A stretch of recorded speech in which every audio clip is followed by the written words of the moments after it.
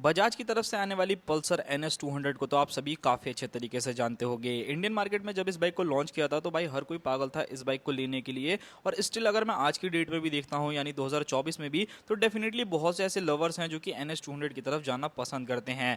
But आज से कुछ समय पहले भाई यामाहा ने अपना एक ऐसा प्रोडक्ट लॉन्च किया था जिसकी वजह से काफ़ी NS लवर जो है वो धीरे धीरे कुछ और बाइक्स के ऊपर शिफ्ट होते चले गए।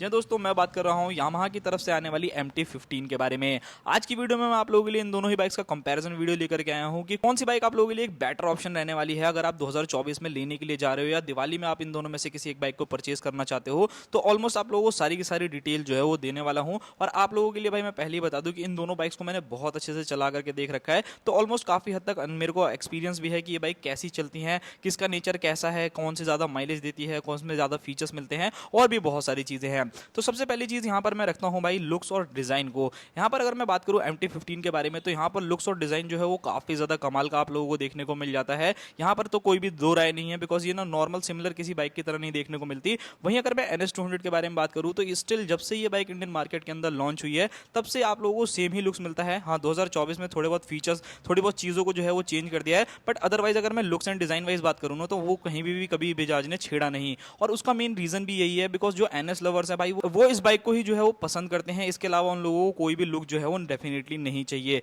तो लुक्स जो है मैं आप लोगों पर छोड़ता हूँ। पर्सनली अगर आप मेरे से पूछोगे तो मुझे ना NS 200 का लुक जो है वो काफी ज्यादा अच्छा लगता है। भले आउटडेटेड हो, काफी लोगों का मानना हो, बट भाई मेरे को ऐसा लगता है कि मुझे NS ज्यादा पसंद आती है, बिकॉज उसमें थोड़ी सी बल्की है, काफी ज्यादा मतलब हैवी सी बाइक जो है वो डेफिनेटली लगती है। बाकी आपकी चॉइस है, आप दोनों में से कोई भी बाइक ले सकते हैं। पहले पॉइंट के बारे में बात करें यानी इंजन, 199 सीसी का आप लोगों को single cylinder liquid cooled FI BS6 complaint engine जो है वो NS के अंदर मिलता है, जो कि 24.1 bhp का मैक्सिमम पावर और 18.7 न्यूटन मीटर का टॉर्क जनरेट करता है विद 6 स्पीड गियर बॉक्स। तो पावर यहाँ पर काफी कमाल की रहने वाली है। वही अगर मैं MT-15 के बारे में बात करूं तो 155 सीसी का single cylinder liquid cooled engine आपको मिलता है, जो कि 18.1 bhp का पावर और 14.1 न्यूटन मीटर का टॉर्क जनरेट करता है विद 6 स्पीड गियर बॉक्स। तो भाई देखो यहाँ पर सबसे पहली चीज क्या है, एक बाइक 200 सीसी की है, एक 155 सीसी की है, बट हम लोग को यहाँ पर मेजर जो रीजन बनता है वो प्राइसिंग बनता है, बिकॉज तभी हम उस बाइक को जो है वो कंपेयर करते हैं। तो डेफिनेटली भाई NS जो है वो काफी ज्यादा बेटर रहने वाली है पावर परफॉर्मेंस के मामले में। और अगर आप MT-15 लेना भी चाहते हो तो अगर आप लोग रेगुलर सिंगल चलना पसंद करते हो बाइक पे, तब तो आप लोगों के लिए इनफ है, बट अगर आप लोग दो बंदे बिठा करके चलते हो ना, तब डेफिनेटली वहां पर आपको पावर लैग इस बाइक का लग सकता है।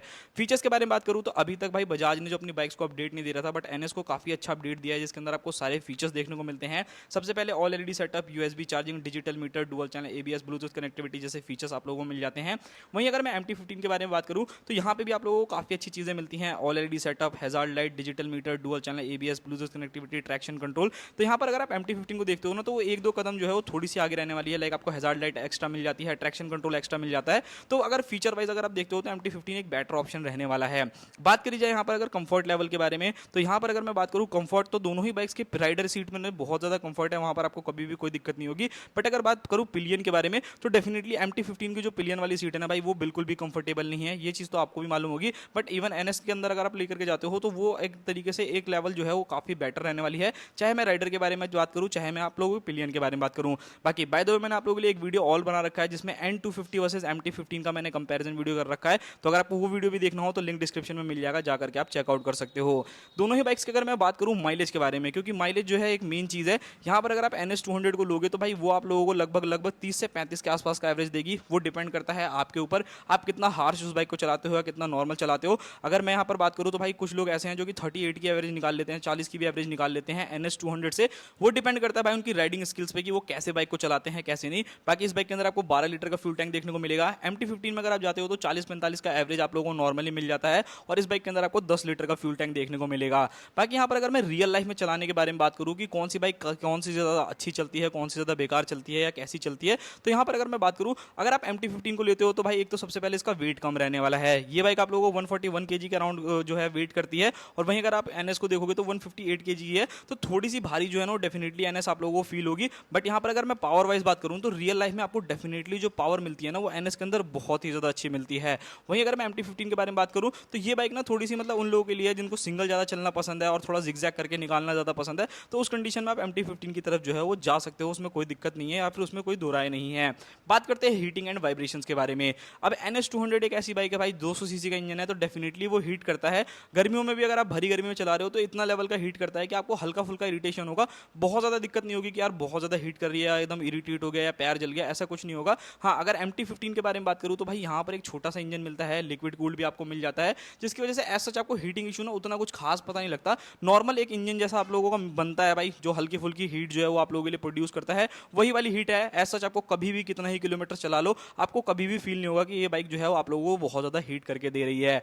बात करी जाए वाइब्रेशंस के बारे में, तो एज यू नो कि भाई एक तरफ इंडियन ब्रांड है, एक तरफ जापानीज ब्रांड है, तो वाइब्रेशंस के मामले में यामाहा शुरू से ही जाना गया भाई काफ़ी स्मूथ, काफ़ी रिलायबल इंजन बनाता है। तो इस कंडीशन में क्या है कि MT-15 के अंदर आपको कुछ खास वाइब्रेशंस नहीं देखने को मिलेगी, हल्की फुल्की वाइब्रेशंस आप लोगों को मिल सकती है। बट वहीं अगर मैं बात करूं NS200 के बारे में, तो स्टार्टिंग में जो अभी नए वाले वेरिएंट्स आ रहे हैं उसमें इन्होंने काफ़ी हद तक वाइब्रेशन को जो है रिड्यूस करने की कोशिश करी है। बट हाँ, कहीं ना कहीं अगर आप 10,000 किलोमीटर या 15,000 किलोमीटर चला लेते हो ना, उसके बाद हल्की फुल्की वाइब्रेशन या फिर हल्की फुल्की क्या कहते हैं पैनल्स गैप्स में आप लोगों को थोड़ा बहुत आवाज़ जो है, या फिर आप लोग कह सकते हो जो रैटलिंग साउंड होता है ना, उस टाइप की आपको चीज़ें जो है वो ऑब्जर्व करने को मिलने वाली है। बात करी जाए अगर इसके कॉस्ट के बारे में, यानी कि सर्विस कॉस्ट, बाइक तो आप लोग एक बार को खरीद लोगे, बट इसकी सर्विस कॉस्ट के बारे में बात करी जाए तो दोनों भी बाइक्स के ना आसपास में है। मतलब एक बाइक का लाइक NS200 का जो हमने फर्स्ट सर्विस कराया था वो 800 रुपीज़ में हो गया था, और वहीं अगर MT-15 का बात करूँ तो वो लगभग 1,000 रुपये के आसपास में होता है या 1,100 रुपये के आसपास में होता है। तो ऐसा मुझे नहीं लगता है कुछ खास डिफरेंस रहने वाला है। बट हाँ, मेजर जो आप लोगों को डिफरेंस यहाँ पर देखने को मिलेगा वो देखने को मिलने वाले हैं पार्ट्स में। लाइक अगर आप लोगों को MT-15 का कोई पार्ट चेंज कराना है तो यामाहा है डेफिनेटली भाई, उसके लिए आपको 1,000, 1,500, 2,000 रुपये जो है अपनी जेब से ढीली करने पड़ेंगे। बट वही अगर मैं NS200 के बारे में बात करूँ ना, तो वहाँ पर आप लोगों को इतना ज़्यादा पैसे जो है वो डेफिनेटली पे नहीं करने को मिलेंगे। वहाँ पर आप लोगों को सस्ते में ही काम जो है वो डेफिनेटली हो जाएगा। तो ये चीज़ मुझे काफ़ी बढ़िया लगती है। बाकी अगर मैं बात करूँ सस्पेंशन के बारे में, तो आप लोगों को USD सस्पेंशन जो है NS200 के अंदर देखने को मिलता है, रियर में मोनोशॉक एब्जॉर्बर मिल जाता है। बट USD भाई इस बाइक के अंदर नाम के ही हैं, ऐसा कुछ खास बहुत ज़्यादा अच्छे नहीं है भाई, जो मुझे पर्सनली लगता है। बाकी आप लोगों की अपनी अपनी ओपिनियन हो सकती है। बट हाँ, USD सस्पेंशन जो आपको MT-15 में मिलते हैं और मोनोशॉक मिलते हैं वो काफ़ी ज़्यादा अच्छा काम करते हैं, कहीं पे भी आपको कोई भी शिकायत जो है वो नहीं होने वाली। टायर साइज के बारे में बात करूँ तो 180/70 इंच का आपको फ्रंट टायर, 130/70 इंच आपको रियर टायर NS200 के अंदर मिलते हैं, जो कि एक साइज छोटे रहने वाले हैं। तो थोड़ा सा वॉबलिंग इशू या फिर थोड़ा बहुत आप लोगों को ना ऐसा हो सकता है कि अगर आप लीन करने के शौकीन हो तो वहाँ पर आपको ऐसा लग सकता है कि भाई मुझे ये जो टायर है उसको अपग्रेड कराना पड़ेगा। बट वही अगर MT-15 के बारे में बात करूँ तो 180/70 इंच आपको फ्रंट टायर, 140/70 R17 इंच आपको रियर टायर मिलते हैं। तो ऐसा आप लोगों को मतलब ग्रिप वाइज अगर मैं बात करूँ तो कोई भी दिक्कत नहीं रहने वाली भाई, आप इजीली जो है इस बाइक को लीन कर सकते हो, चला सकते हो, वहाँ पर आपको कोई भी दिक्कत नहीं आएगी। बात करिए अगर ब्रेकिंग के बारे में, तो डेफिनेटली भाई NS200 क्लियर विनर है। 300 mm की फ्रंट डिस्क और 230 mm की रियर डिस्क मिलती है, और इतनी ज़्यादा लाजवाब ब्रेकिंग है ना कि भाई मैं आपको बता नहीं सकता। MT-15 के बारे में बात करूँ तो 282 mm की जो है फ्रंट डिस्क मिलती है और 220 mm की रियर डिस्क मिलती है, और ब्रेकिंग इसके हिसाब से ठीक है, बट मुझे लगता है कि वो थोड़ी सी और बेटर जो है वो डेफिनेटली हो सकती थी। बाकी इन दोनों बाइक के प्राइसिंग के बारे में बात करूँ तो 2,10,000 रुपये में भाई आपको MT-15 ऑन रोड पड़ती है। वहीं अगर आप NS200 को लेने जाते हो तो ये बाइक आपको कॉस्ट करेगी 1,88,000 ऑन रोड। तो भाई मुझे लगता है कि अच्छा खासा डिफरेंस जो है लगभग 20,000 रुपये का आप लोग मान के चल सकते हो। तो 20,000 रुपये में अगर आप लोगों को चाहिए कि भाई मुझे थोड़ा सा पावर ज़्यादा अच्छा मिल जाए, थोड़ी सी मेरी सर्विस कॉस्ट कम हो, तो डेफिनेटली आप NS200 की तरफ जा सकते हो। पिलियन कंफर्ट आपको चाहिए और बाइक को चलाते समय ऐसा ना लगे कि मैंने अगर पिलियन को बिठा लिया है तो मतलब पावर जो है वो लैग कर रही है, तो उस कंडीशन में आप NS200 की तरफ जा सकते हो। और अगर आप लोगों को MT-15 लेनी है तो भाई देखो, सबसे पहले प्राइस आप लोगों को ज़्यादा देना पड़ेगा। आप लोगों को चाहिए कि यानी इंजन में वाइब्रेशंस ना हो, हीटिंग इशू ना हो, और मोस्टली ऑफ द टाइम मैं सिंगल ही चलता हूँ और मुझे माइलेज अच्छी चाहिए, तो उस कंडीशन में आप MT-15 की तरफ जा सकते हो। तो यही था आज का वीडियो। आई होप्स आप लोगों को वीडियो पसंद आया होगा। बाकी ऐसी ही कंपैरिजन वीडियो के लिए फटाक से कमेंट कर दो, आपका भाई बहुत जल्दी आप लोगों के लिए सारी की सारी वीडियोस लेकर के आएगा। बाकी आप N250 और वर्सेस MT-15 का वीडियो जो है वो डेफिनेटली देख सकते हो। तो मिलते हैं किसी और नेक्स्ट वीडियो में, तब तक के लिए बाय बाय।